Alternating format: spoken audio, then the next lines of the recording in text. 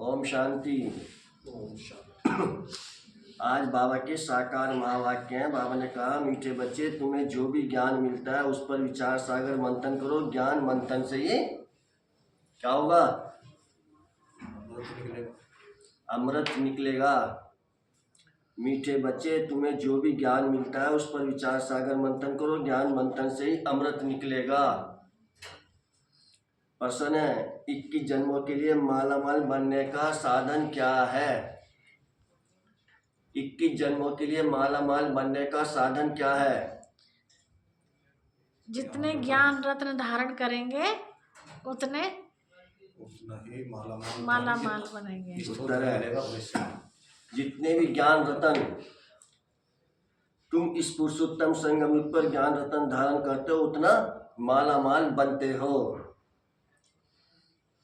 अभी के ज्ञान रतन वहाँ हीरे जवाहरात बन जाते हैं। जब आत्मा ज्ञान रतन धारण करे, मुख से ज्ञान निकले, रतन निकाले, रतन ही सुने और सुनाए, तब उनके हर्षित चेहरे से बाप का नाम बाला हो, आसुरी गुण निकले, तब मालामाल बने।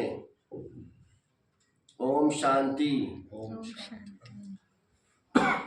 बाप बच्चों को ज्ञान और भक्ति पर समझाते हैं। यह तो बच्चे समझते हैं कि सतयुग में भक्ति नहीं होती, ज्ञान भी सतयुग में नहीं मिलता। श्री कृष्ण न भक्ति करते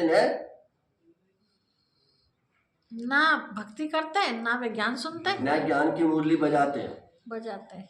मुरली माना ज्ञान देना, गायन है ना मुरली में जादू, तो जरूर कोई जादू होगा ना। सिर्फ मुरली बजाता है, यह कॉमन बात है। फकीर लोग भी पुरानी मुरली बजाते हैं, इसमें तो ज्ञान का जादू है। अज्ञान को जादू नहीं कहेंगे। मनुष्य समझते हैं श्री कृष्ण मुरली बजाता था, उनकी बहुत महिमा करते हैं। बाप कहते हैं श्री कृष्ण तो देवता था, मनुष्य से देवता, देवता से मनुष्य, यह होता ही रहता है। देवी षष्ठी भी होती है तो मनुष्य षष्ठी भी होती है। इस ज्ञान से मनुष्य से देवता बनते हैं। जब सतयुग है तो यह ज्ञान का वर्षा है। सतयुग में भक्ति होती नहीं। देवता जब मनुष्य बनते हैं तब भक्ति शुरू होती है। मनुष्यों को विकारी, देवताओं को निर्विकारी कहा जाता है। देवताओं की सृष्टि को पवित्र दुनिया कहा जाता है। अभी तुम मनुष्य से देवता बन रहे हो, देवताओं में फिर यह ज्ञान होगा नहीं। देवता सदगति में है, ज्ञान चाहिए दुर्गति वालों को। इस ज्ञान से ही देवी गुण आते हैं। ज्ञान की धारणा वालों की चलन देवताई होती है, कम धारणा वालों की चलन मिक्स होती है। आसुरी चलन तो नहीं कहेंगे, धारणा नहीं तो हमारे बच्चे कैसे कहलाएंगे? बच्चे बाप को नहीं जानते तो बाप भी बच्चों को कैसे जानेंगे? कितनी कच्ची कच्ची गालियां बाप को देते हैं। भगवान को गाली देना कितना खराब है। फिर जब वह ब्राह्मण बनते तो गाली देना बंद हो जाता है। तो इस ज्ञान का विचार मंथन करना चाहिए। स्टूडेंट विचार सागर मंथन कर ज्ञान को उन्नति में लाते हैं। तुमको यह ज्ञान मिलता है, उस पर अपना विचार सागर मंथन करने से अमृत निकलेगा। विचार सागर मंथन नहीं होगा तो क्या मंथन होगा? व्यर्थ की बातें मंथन होंगे। आसुरी विचार मंथन, जिससे किचड़ा ही निकलता है। अभी तुम ईश्वरीय स्टूडेंट हो, जानते हो मनुष्य से देवता बनने की पढ़ाई बाप पढ़ा रहे हैं। देवता तो नहीं पढ़ाएंगे। देवताओं को कभी ज्ञान का सागर नहीं कहा जाता है। बाप ही ज्ञान का सागर है। तो अपने से पूछना चाहिए, हमारे में सभी देवी गुण है? अगर आसुरी गुण है तो उसे निकाल देना चाहिए, तभी देवता बनेंगे। अभी तुम हो पुरुषोत्तम संगम युग पर, पुरुषोत्तम बन रहे हो तो वातावरण भी बहुत अच्छा होना चाहिए। छीछी बातें मुख से नहीं निकलनी चाहिए, नहीं तो कहा जाएगा कम दर्जे का है। वातावरण से झट पता पड़ जाता है। मुख से वचन ही दुख देने वाले निकलते हैं। तुम बच्चों को बाप का नाम बाला करना है, सदैव मुखलासित रहना चाहिए। मुख से सदैव रतन ही निकलने चाहिए।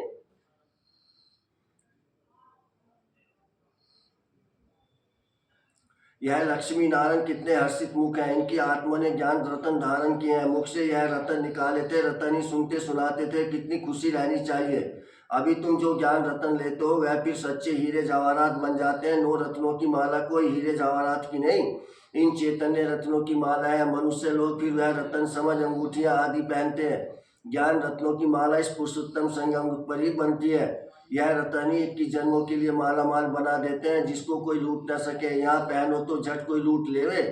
तो अपने को बहुत बहुत समझदार बनाना है, आसुरी गुणों को निकालना है। आसुरी गुण वाले की शकल ही ऐसी हो जाती है, क्रोध में तो लाल तांबा मिसल हो जाते हैं। काम विकार वाले तो एकदम काले मुंह वाले बन जाते हैं। श्री कृष्ण को भी काला दिखाते हैं ना, विकारों के कारण ही गोरे से सांवरा बन गया है। तुम बच्चों को हर एक बात का विचार सागर मंथन करना चाहिए। यह पढ़ाई है बहुत धन पाने की। तुम बच्चों का सुना हुआ है क्वीन विक्टोरिया का वजीर पहले बहुत गरीब था, दीवा जलाकर पढ़ता था, परंतु वह पढ़ाई कोई रतन थोड़ी है। नॉलेज पढ़कर पूरा पोजीशन पा लेते हैं तो पढ़ाई काम आई, न कि पैसा। पढ़ाई धन है, वह हद का, यह बेहद का धन। अभी तुम समझते हो बाप हमको पढ़ाकर विश्व का मालिक बना रहे हैं।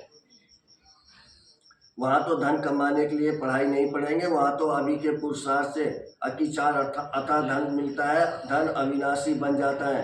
देवताओं के पास बहुत धन था, फिर जब वाम मार्ग में रावण राज्य में आते हैं तो भी कितना धन था, कितने मंदिर बनवाए।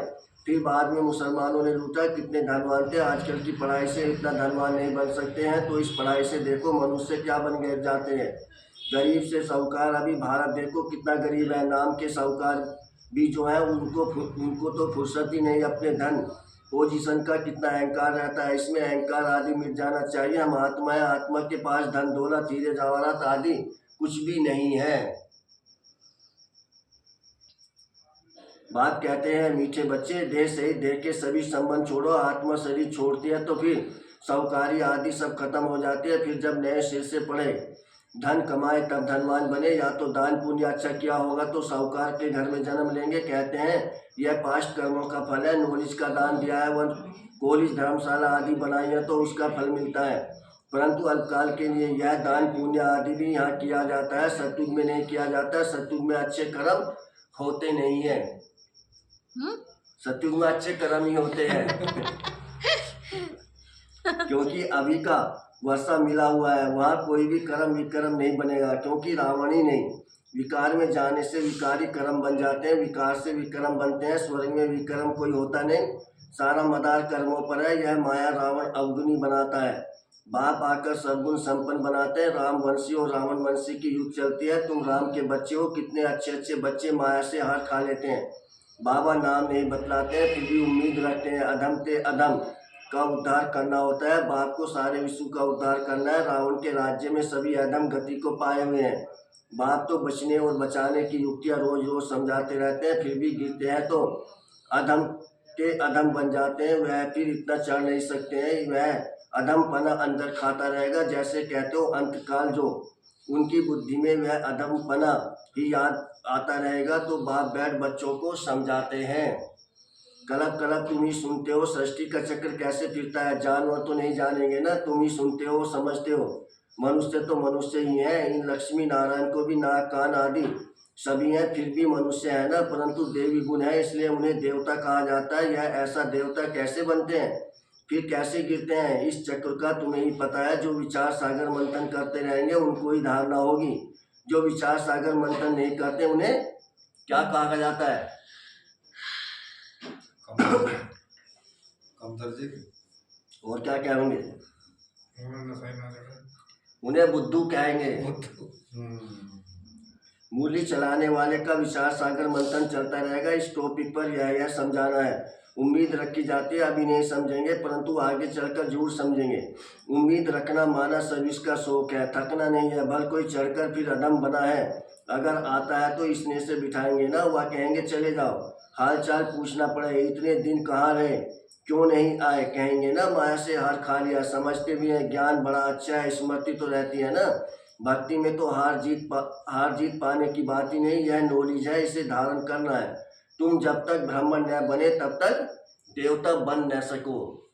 उसे क्या कहेंगे जो चिंतन करेगा, उसे बुद्धिमान क्या उसे होंगे, तो बुद्धू कहेंगे, बुद्धिमान होंगे। उसे कहेंगे खजान।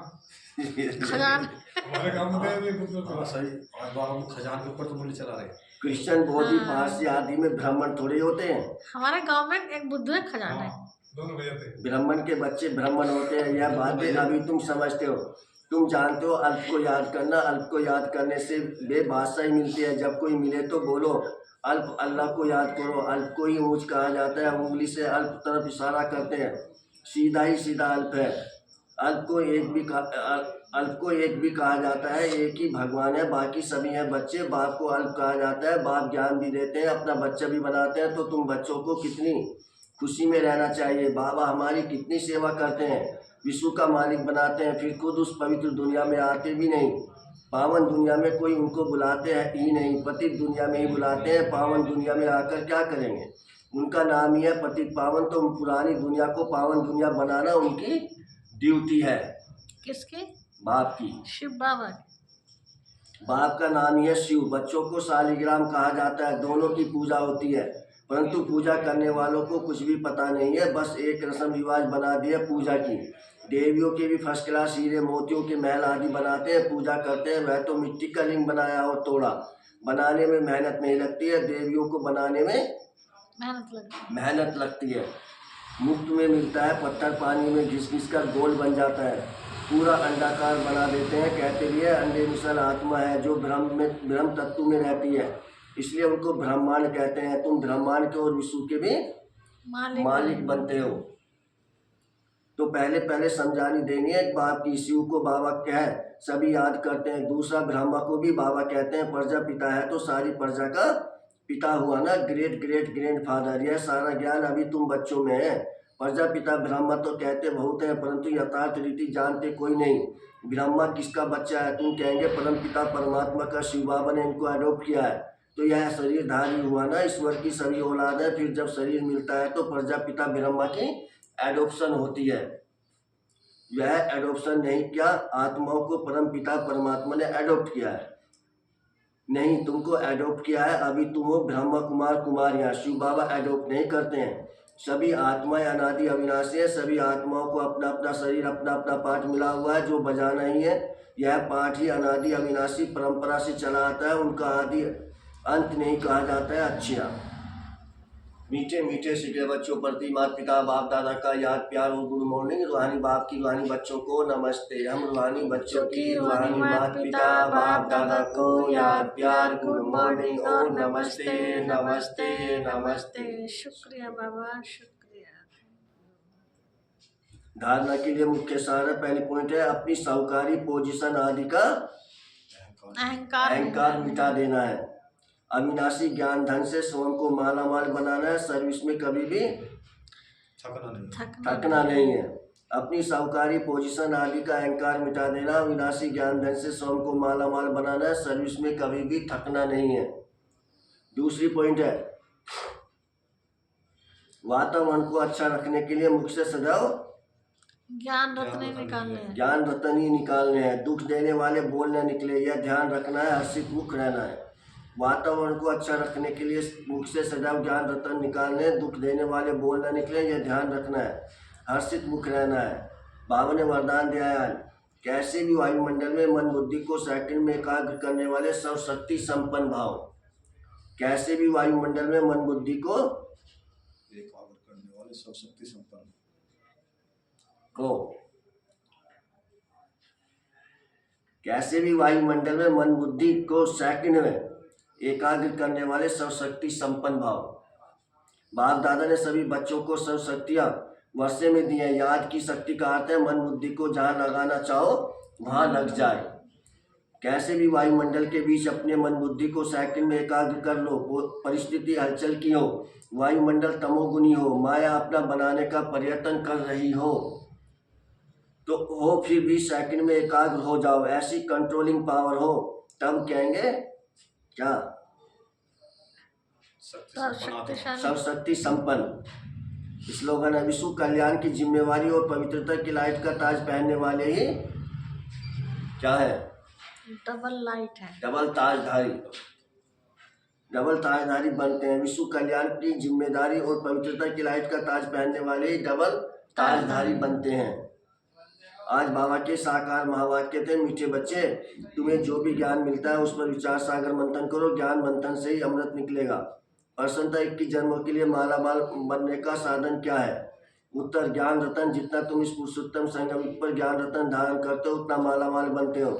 अभी के ज्ञान रतन वहाँ हीरे जवाहरात बन जाते हैं। जब आत्मा ज्ञान रतन धारण करे, मुख से ज्ञान रतन निकले, तो रतन ही सुने और सुनाए, तब उनके हर्षित चेहरे से बाप का नाम बाला होगा। आसुरी गुण निकले तब माला माल बने। ओम शांति।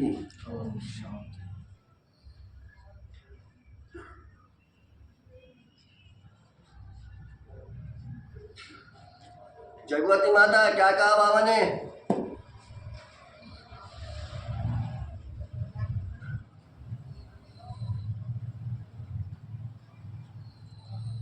क्रांति माता जी,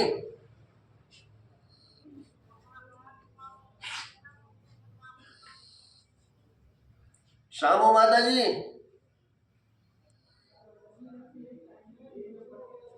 हैंड फ्री कर दो। शामो माता जी,